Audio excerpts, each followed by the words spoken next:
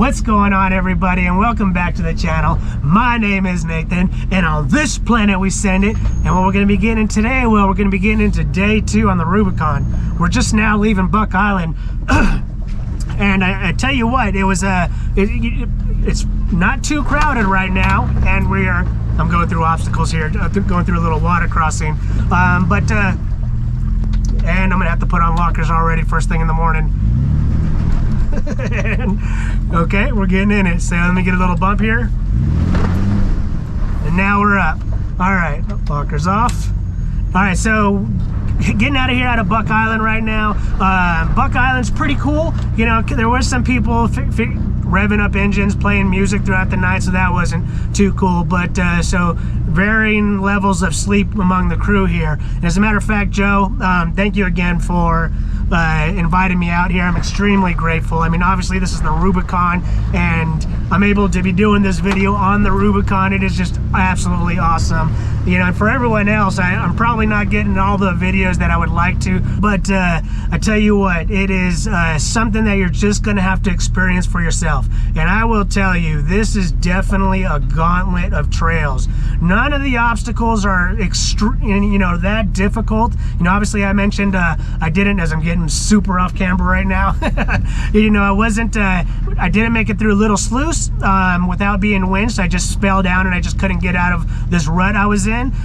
But for the most part, it's not that difficult. It's just relentless, non-stop. And so the other thing is too, is that one of the things that I think was kind of cool and I wasn't expecting about the Rubicon is, like, it's kind of a marked trail, but you really need, if you're coming out here for the first time, to come with some GPS stuff, because it's not marked well enough. It just seems like you're a mountain lion or a bighorn sheep or something, just making your way up and down a mountain, and it's just kind of crazy on how remote you are on these trails, and there's no sign of a trail.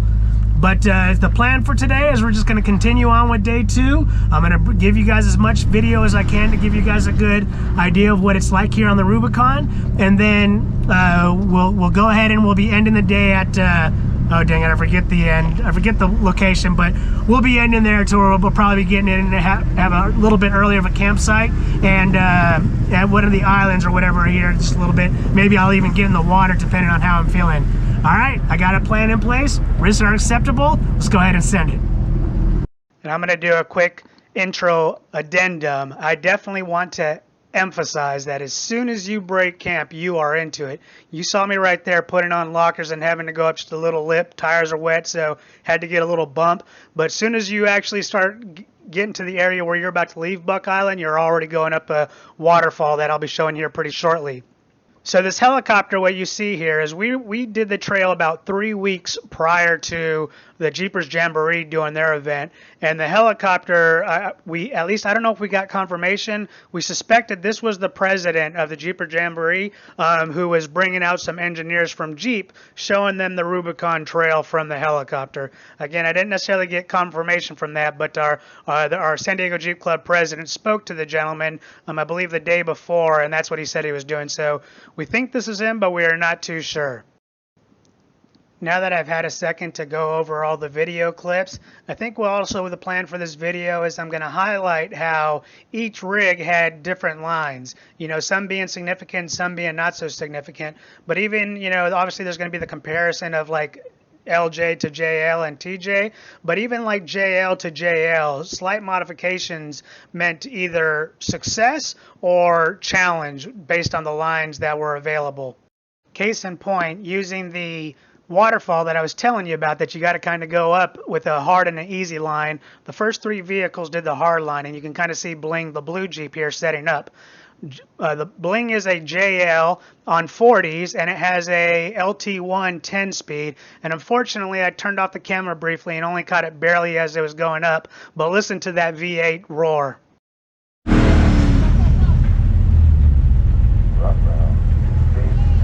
In the red Jeep here, red leader, is a JLU on 35s, and watch how easy it's able to go up. Hard, now go, go! Now the JLU has 15 inches extra in the wheelbase compared to my LJ, and watch my struggle from the cockpit. Go!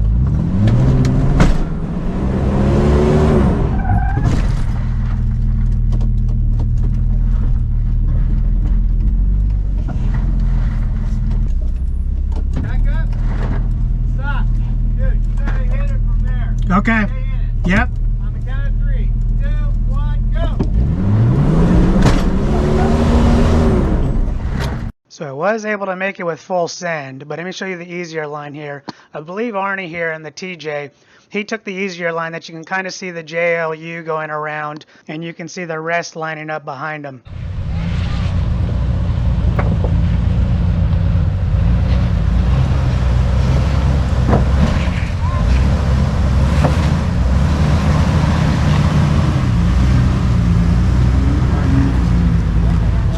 And here's another example about a 15-inch wheelbase advantage over my LJ makes a big difference on climbing the second waterfall out of Buck Island, even though both of us are on 35-inch tires. Watch how the JLU goes exactly where the driver points it. Keep coming. Okay, hard driver. Yep, keep coming. Keep going, follow blink. So what I'm trying to highlight here is although I have a better breakover angle than the JLU, by the time I get my wheels actually up on top here and I start breaking over, I didn't have enough weight on my front tires. So you'll see where I'm turned hard driver, but yet the whole Jeep is sliding passenger. Straight to me. Little Jeep wave. Get this tire up. Hard driver.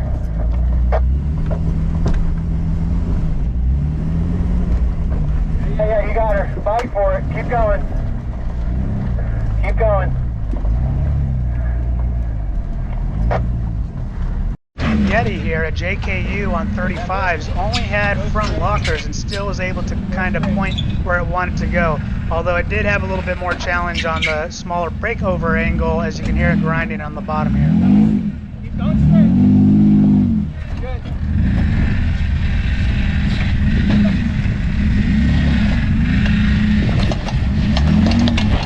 And here's Cami and Brujita, a JLU on 37-inch tires if I recall correctly. It's a short arm lift suspension and he has lockers front and rear. Watch how he just owns this obstacle in all regards. Hard driver.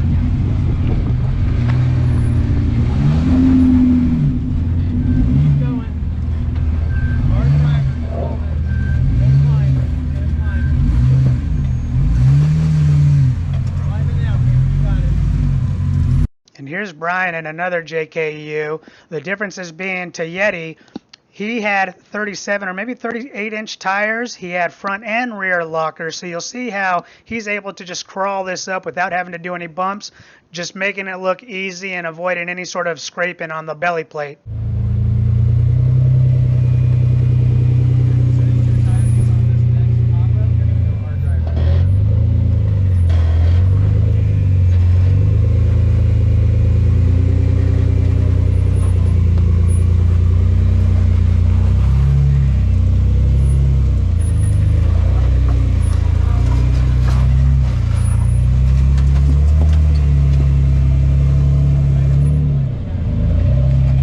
Fifth Element is another crazy built JLU on 40s, coilovers, and it's just a highly capable rig. And Brian, the other Brian in our group here, was talking to me the previous night about how he went to have his long arms installed and he was set on a particular brand that had the long arm mounts mounted higher than the frame, but the mechanic had talked him out of it and how he was kind of regretting it. And here you can see how his first intuition was probably correct, because he was going up this obstacle no issue, and although it's kind of hard to see, he actually ended up getting hung up on the passenger side long arm, and then it just gave him a little bit of problems, but he was able to get out of it.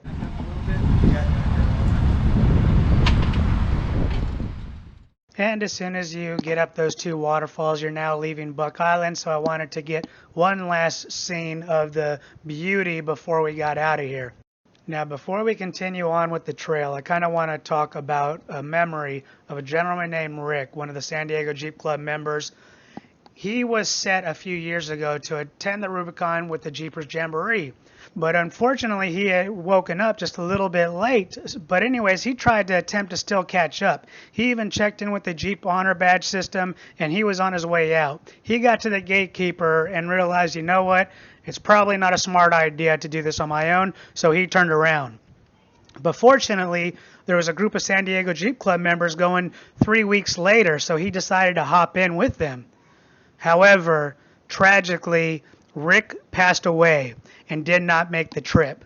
So the group that went created a plaque in honor of Rick with the actual badge that was meant for Rick. And although he didn't do it personally, he rides in the heart of every San Diego Jeep Club member who attends the Rubicon and anyone else that's willing to say a prayer for Rick. A fellow Jeeper went on the Rubicon.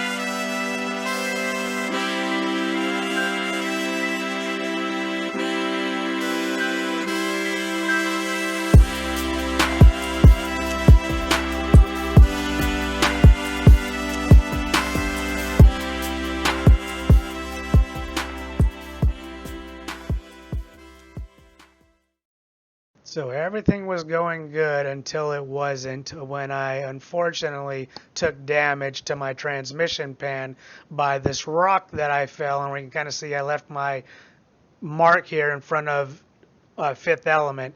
Now I'm going to go, the only video I have of this is actually what Joe took here of Fifth Element. So I just, I kind of want to say I kind of learned two lessons here. Number one, I learned of this weakness of the transmission pan itself, and that I needed a skid plate or something significantly more solid. And then also, this is one of those times to where I was thinking to myself, you know what, I should probably just go around here and not attempt it, and I didn't listen to my gut, so I unfortunately learned the lesson the hard way. So unfortunately, the way that the rock hit the pan, it actually created a crack. So, well, the reason why I bring that up is because we thought it was just a hole, and we attempted to put a very small self-tapping screw into it. It actually made it worse. It made it come out from a slow leak to a slow to somewhat moderate leak. So what we attempted to do, and to try to keep a long story short, first repair, what we tried to do is, number one, we emptied as much of the transmission fluid out into some of the available empty water bottles that we had. We tried to do JB Weld. The slow drip, even at that point, wasn't allowing JB Weld to hold at all. Plus the cure time was probably just going to take too much and not be a good fix. So then we just put some Gorilla Tape on there and put that self-tapping screw back into it to kind of hold it down. And that got the slow to somewhat moderate leak down to a moderate drip, and I sort of limped my way back to Rubicon Springs. Unfortunately, we did have to bypass the last obstacle on the way to Rubicon Springs, just so that I could get back and try to immediately effect repairs to get everything good to go, so that we had confidence I'd be able to make it through the last day. When we got to Rubicon Springs, I went ahead and I checked the leak, and it seemed like the drip, and it seemed like it was dripping a little bit faster than it was before. So I immediately hopped into action.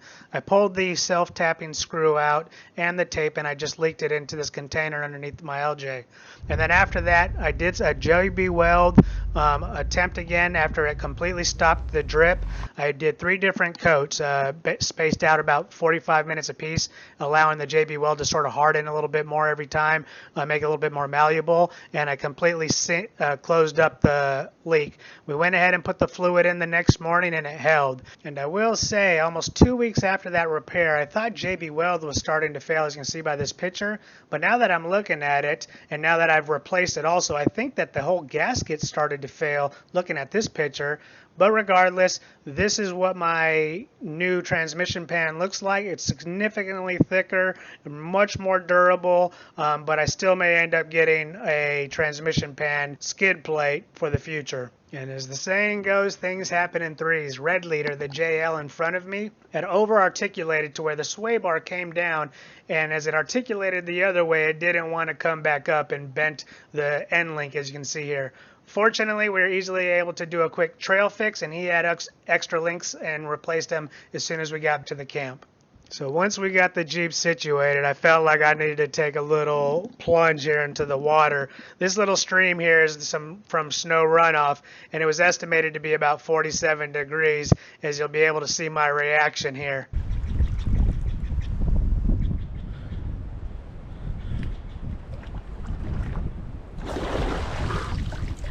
Whew. Whew.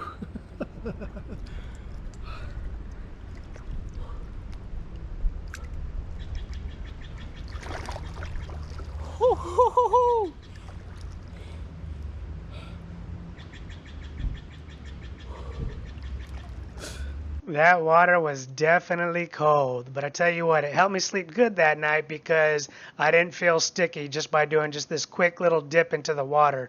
But let me tell you a little bit about Rubicon Springs for anyone interested in camping there. Now, Rubicon Springs was a cool place, and I definitely like how Joe sort of scheduled everything to where we do a long first day, and then we do almost basically like a half-day run and get to enjoy a good solid half day, a little bit more at this campsite because it was super scenic, and it really gave us a chance to sort of enjoy the Rubicon, the scenery, nature, etc., outside of our rigs, and, you know, kind of talk and enjoy each other's company. It was only about $20 per vehicle, and I tell you what, they gave us firewood. The caretakers were very nice and generous, and there was even volunteers there setting up for Jeepers Jamboree, as I mentioned. And after talking with them about all the food and all the things that they do there, I feel like I'm going to probably do Jeepers Jamboree sometime in the future. But once everyone was settled in regards to they had their tents up, they went ahead and were eating at all the different locations where everyone had their own individual camp set up. But after we had all ate and everyone was good, we all made our way over to the campfire to where we sort of ended the night like the other night, to where again we were just sitting around telling jokes, even more happy and ecstatic that we were almost at the end of the Rubicon and getting ready for day 3 with some adult beverages in preparation for the next day. But anyways, thank you for watching. I hope you enjoyed this video, and I'll see you on the next one.